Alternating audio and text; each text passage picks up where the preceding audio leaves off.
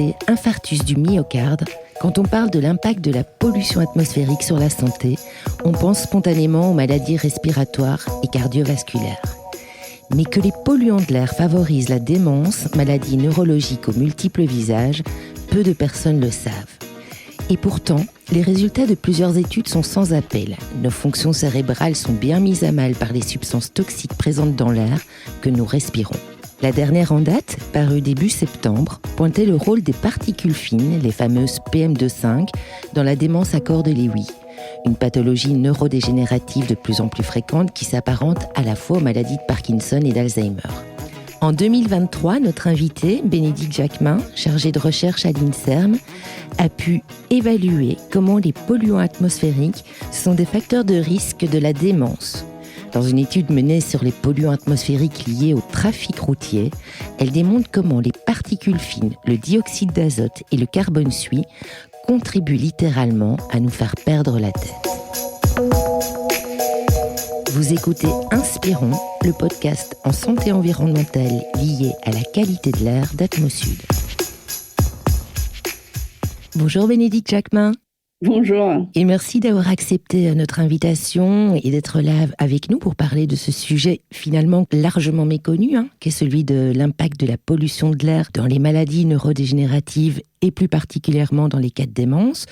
Un thème qui est loin d'être anodin puisque j'ai été chercher quelques chiffres et que selon l'OMS, 55 millions de personnes seraient atteintes de démence dans le monde, 1,4 million de Français en 2025 selon la Fondation Pasteur, et qu'on compterait près de 10 millions de nouveaux cas chaque année, et qu'en l'absence de traitement curatif comme c'est le cas actuellement, on pourrait atteindre les 82 millions de personnes au niveau mondial en 2030 et 152 millions d'ici 2050. C'est quand même affolant. Vous aviez connaissance de ces chiffres, j'imagine?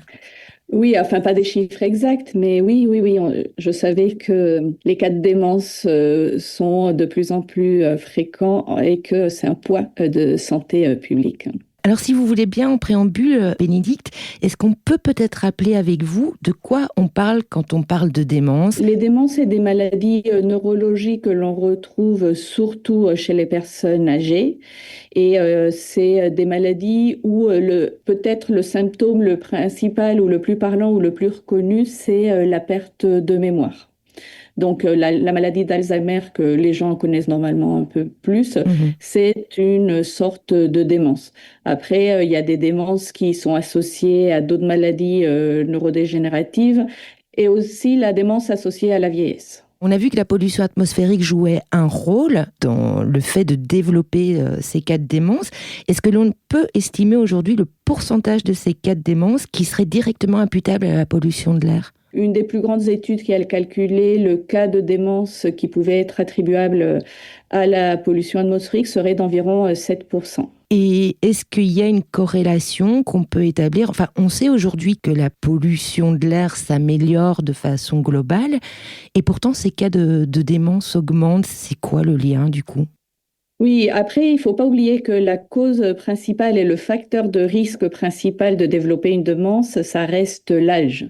Et donc, le vieillissement de la population fait qu'il y a une augmentation des cas de démence à niveau mondial et notamment dans les pays à fort développement comme la France éventuellement.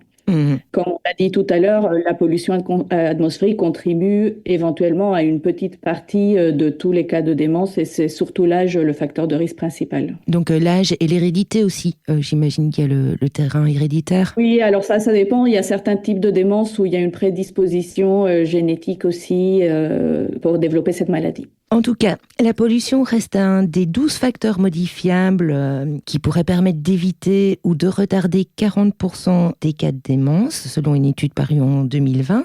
Et c'est d'ailleurs un petit peu le postulat, le pourcentage sur lequel vous êtes parti pour réaliser cette étude en 2022 par l'Institut national de la santé et de la recherche médicale, donc l'INSERM, avec ses partenaires et dont vous aviez la charge. Donc dans ce cadre, vous avez pu observer l'impact de 3 polluants issus du trafic routier, et c'est une première, à savoir les PM2,5, donc les particules de moins de 2,5 millièmes de millimètre, le dioxyde d'azote et le carbone suie, dans les cas de démence et plus particulièrement particulièrement sur les fonctions cognitives. Pourquoi vous vous êtes penché sur ces polluants atmosphériques en particulier ?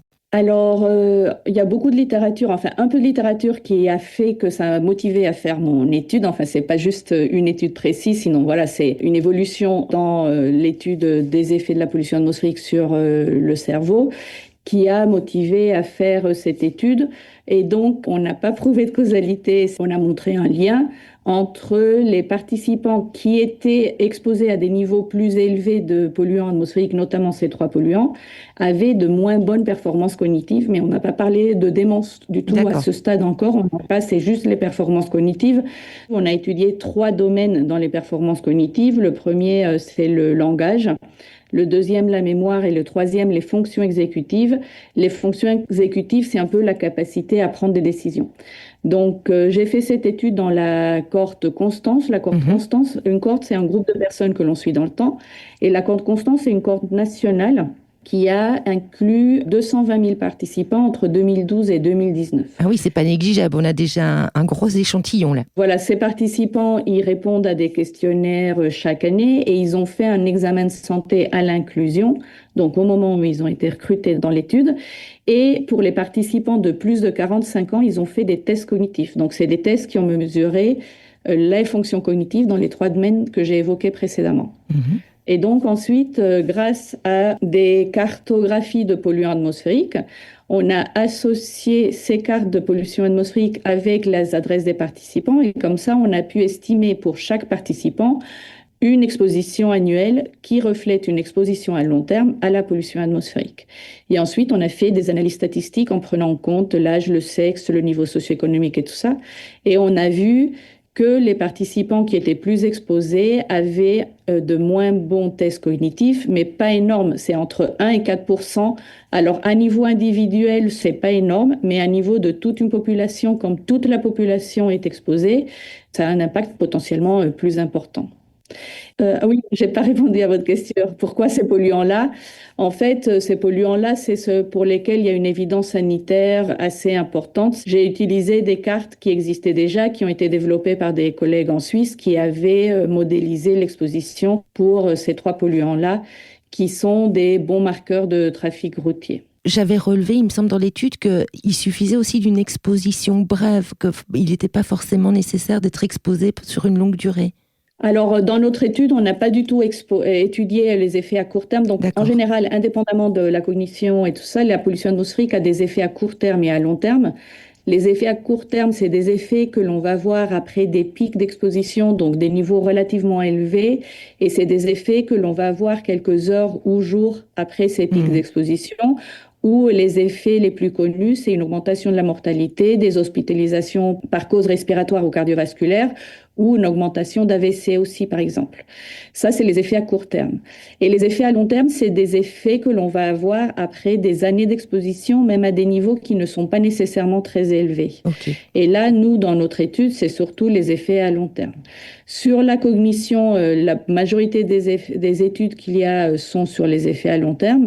Ensuite, il y a quand même quelques chercheurs qui se sont intéressés, notamment dans des populations pédiatriques, où ils ont observé que les enfants qui passaient des tests après des pics de pollution avaient une tendance à avoir des moins bons tests que sans pic de pollution. Mais ça, c'est pas du tout ce que l'on recherche et que l'on voit dans mon étude. C'est plutôt les effets à long terme. Ok. En tout cas, ce qui est intéressant aussi, c'est que vous avez pu mettre à jour un impact différent sur les fonctions cognitives en fonction des polluants observés. C'est-à-dire, c'est pas le même impact concernant les particules fines PM2,5, le dioxyde d'azote ou le carbone suie. Est-ce que vous pouvez nous expliquer un petit peu ça? Oui, alors les 3 polluants sont quand même assez corrélés. Dans notre étude, on a trouvé que des effets étaient plus importants et sur plus de domaines pour le carbone suie et pour le NO2, il y a un peu moins pour les particules. C'était peut-être en opposition à ce qu'on avait hypothétisé au départ, où on attendait aussi avoir des effets sur les particules parce qu'il y a de la littérature sur les particules. Dans notre cas, ça peut s'expliquer pour plusieurs raisons. Et voilà, une des raisons que l'on a, c'est qu'en fait, le NO2 et le carbone suie, dans ce cas, c'est des bons marqueurs de trafic routier. C'est peut-être une indication, mais c'est pas du tout de la causalité. C'est les polluants issus du trafic routier qui pourraient avoir un impact plus important sur les fonctions cognitives. Mais voilà, c'est juste une suggestion vis-à-vis de ces résultats. Mais il y avait quand même que les particules fines affectaient plus l'éloquence, c'est ça? Et le dioxyde d'azote et le carbone suie agissaient plus sur le mouvement? On n'a pas évalué le mouvement, on a évalué les fonctions cognitives, la démence et le langage. Et donc, les trois polluants étaient associés, si je me souviens bien, plus ou moins plutôt au langage. Mais sur les fonctions exécutives, on voyait des effets plus importants du carbone suie et du NO2. Ensuite, voilà, ça c'est juste une étude sur laquelle on ne peut pas établir des conclusions de causalité. En général, quand on respire des polluants atmosphériques, ça peut pénétrer dans les poumons, c'est pour les particules fines pénétrer la circulation sanguine. Comment, en fait, ces polluants, ils peuvent arriver dans notre cerveau? Oui, alors les particules, en fait, on les divise selon leur taille. En environnement, on les divise en PM10, donc avec un diamètre aérodynamique inférieur ou égal à 10 micromètres, PM2,5, 2,5, comme vous l'aviez dit, et puis on a les particules ultra fines. Les particules fines, donc les PM2,5, elles vont pas aller à la circulation sanguine, c'est les particules ultra fines qui vont aller à la circulation sanguine, et c'est pas celles que nous avons étudiées dans nos études. En fait, les PM10 et les PM2,5, même si elles vont pas aller dans le sang et même si elles restent dans les poumons, elles vont causer des réactions de stress oxydant et d'inflammation qui peuvent avoir des effets d'inflammation et de stress oxydant sur d'autres organes et systèmes en dehors des poumons. On a ensuite les particules ultrafines qui, elles, oui, elles peuvent atteindre la circulation sanguine et de là atteindre aussi d'autres organes et systèmes. La recherche sur les particules ultrafines est beaucoup plus récente. Il y a moins d'études parce que c'est assez difficile d'estimer l'exposition aux particules ultrafines. Mais bon, c'est tout un domaine qui est en développement et pour lesquels on espère avoir aussi plus d'études au fur et à mesure que le temps passe. Est-ce que l'étude américaine dont je parlais dans l'introduction, donc qui a mis à jour le rôle des PM2,5 dans la démence accordée Lewy, elle vient quelque part conforter les résultats que vous aviez dégagés en 2022? Oui, ça va dans le même sens. Après cette étude américaine, elle a la particularité qu'elle a combiné dans la même étude et dans la même publication une étude épidémiologique et avec une étude plutôt biologique avec de l'expérimentation animale. Et ce qui a été intéressant, c'est que les résultats qu'ils ont obtenus dans l'étude d'expérimentation animale confortaient y aller dans le même sens et donner une explication biologique des effets qu'ils ont trouvés dans l'étude épidémiologique qui va dans le même sens que ce qui est trouvé dans la littérature. Donc en conclusion, ce que nous enseigne votre étude et celles qui viennent de paraître aussi, c'est que, comme on le disait tout à l'heure, pour comprendre les maladies neurodégénératives, il faut désormais composer avec la pollution atmosphérique. Est-ce que c'est quelque chose qui est assez pris en compte aujourd'hui dans nos politiques publiques et même par le monde médical ? Oui, alors, comme je vous l'expliquais, l'effet à niveau individuel de la pollution atmosphérique est assez bas. Donc, à niveau clinique et à niveau individuel, le médecin, il peut pas vraiment recommander grand-chose. C'est plutôt à niveau des politiques de santé où les mesures doivent être prises. Comme vous l'aviez évoqué, maintenant, on a des niveaux relativement bas de pollution atmosphérique. On a plusieurs polluants qui ont diminué dans les 30 dernières années. Et cela montre que les politiques de santé pour diminuer les niveaux de pollution atmosphérique fonctionnent. Notamment, par exemple, en Europe, il y a eu les filtres à particules pour les voitures diesel, pour donner un exemple, entre autres. Les politiques de santé visent à diminuer les niveaux de pollution atmosphérique pour améliorer la santé de toute la population et pas simplement la santé cérébrale, mais aussi la santé cardiovasculaire. Et ce qui est bien, ce qui est l'avantage, c'est que si on diminue la pollution atmosphérique, on va avoir un impact sur beaucoup de maladies et pas que sur une maladie précise. Ouais. Pour ce qui concerne les démences, il y a à niveau individuel, mais ça, c'est pas du tout mon domaine d'expertise, il y a des facteurs individuels qui peuvent éventuellement aider à ne pas avoir la maladie, mais au moins à retarder l'apparition de la maladie. Mais voilà. Pourquoi, Bénédicte Jacquemin, parle-t-on encore si peu, selon vous, des effets de la pollution dans les maladies neurologiques et son impact sur le cerveau? Parce que c'est vrai qu'il y a énormément d'études qui parlent de l'impact de la pollution sur le système respiratoire, le système cardiovasculaire. Est-ce que c'est plus ou moins nouveau ou est-ce qu'il y a déjà beaucoup de choses qui ont été faites sur le sujet ? Oui, alors moi je partage pas tout à fait votre avis qu'on n'en parle pas beaucoup parce que je trouve que quand on publie des articles plutôt sur le respiratoire, le cardiovasculaire, ça n'attire plus généralement beaucoup l'attention du grand public ni des médias, alors que quand on publie sur d'autres événements de santé, ça attire normalement l'attention un peu plus des médias parce que c'est un peu plus récent. La recherche sur la pollution atmosphérique, sur les effets sanitaires de la pollution atmosphérique a commencé dans les années 60-70 du siècle dernier, en commençant évidemment par la santé respiratoire, ce qui est logique puisqu'on respire la pollution atmosphérique. Et puis, dans les années 80, les chercheurs se sont rendus compte que ça avait aussi un impact sur la santé cardiaque. Et donc, c'est à partir de là où les chercheurs se sont dit, ben, si ça sort du poumon et ça va dans le corps, ça peut aller ailleurs. Donc, c'est vrai que la recherche sur la santé cérébrale ou neurologique est un peu plus récente, elle date peut-être de 20-25 ans. C'est vrai que le grand public a tendance à penser que c'est surtout avec la santé respiratoire. Oui, c'est ça. Mais je crois que peu à peu ça change et que voilà que les gens commencent aussi à savoir et à voir que la pollution atmosphérique a des effets sur d'autres organes et systèmes en dehors de la santé respiratoire. Et qu'est-ce qui reste à explorer justement dans les prochaines années sur ce vaste sujet ?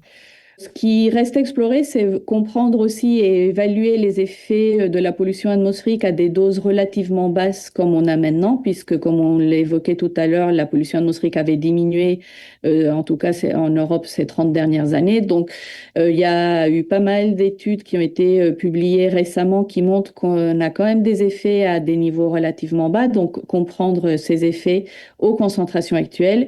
Et puis ce qui est intéressant aussi, c'est de comprendre les effets des divers éléments et les différents polluants pour mieux cibler éventuellement les politiques de santé. Donc un peu comme ce qu'on parlait avec le carbone suie qui est un des composés des particules. Si on arrive à mieux évaluer et comprendre et identifier les composés des particules qui sont les plus nocifs, on peut faire des politiques de santé plus ciblées vers ces composés qui sont plus nocifs.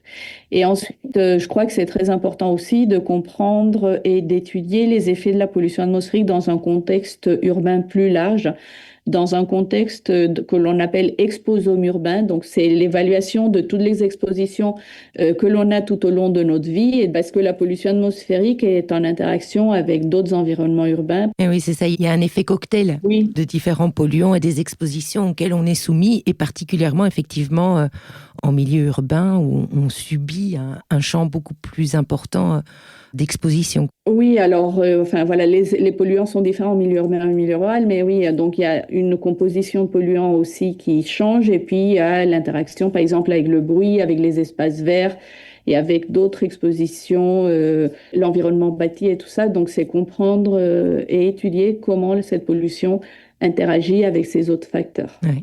Un vaste sujet d'étude. Encore, on est quoi ? On est juste dans les prémices là pour le moment ou on est déjà bien avancé ? Alors pour les effets de la pollution atmosphérique sur la santé, pas du tout. Je dirais qu'on n'est pas du tout dans les prémices. Ça fait des années qu'on connaît les effets de la pollution atmosphérique. C'est un polluant qui est avéré d'avoir des effets néfastes sur la santé, sur la mortalité. D'ailleurs, le CIRC, qui est le Centre de recherche international de recherche contre le cancer, a classé la pollution atmosphérique comme cancérigène avérée en 2013. Mais l'étude de l'exposome urbain, ça fait une dizaine d'années où on parle plus d'exposome et où on commence à étudier plus l'exposome. Oui. Pour terminer, Bénédicte, sur une partie plus solution, quelles sont vos préconisations à vous aussi pour se préserver de l'impact de ces polluants dans le trafic routier et protéger du coup notre santé mentale, entre guillemets, ou notre santé cognitive ? La seule chose qu'on peut faire, c'est influencer les politiques de santé. Il n'y a pas vraiment de mesures que l'on puisse prendre individuellement pour diminuer notre exposition. Parfois déménager, mais c'est pas une solution non plus. C'est pas toujours évident. Non, c'est pas toujours évident. Ensuite, on peut contribuer avec notre grain de sable aussi, favoriser le transport public et le transport actif par rapport à la voiture. Par exemple, ça va toujours contribuer un petit peu à améliorer les niveaux de pollution de toute la population. Et on sait que les choses vont aller normalement vers un mieux avec la nouvelle directive sur la qualité de l'air qui va rentrer en vigueur en 2030. Les lobbies scientifiques espéraient avoir des niveaux encore plus bas qui s'alignent plus aux valeurs guides d'OMS. Mais voilà, c'est un pas vers l'amélioration quand même. Et on espère que d'ici 2050, on sera complètement aligné avec ces valeurs de l'OMS. Oui. Merci beaucoup Bénédicte Jacquemin d'être venu partager avec nous ces précieuses informations sur l'impact de la pollution atmosphérique sur nos fonctions cognitives. Avec plaisir. Et merci à tous nos fidèles auditrices et auditeurs pour cette nouvelle écoute attentive et pour nous aider et aider Inspirons à propager au plus grand nombre les contenus informatifs en santé environnementale liés à la qualité de l'air qui sont contenus dans ces épisodes.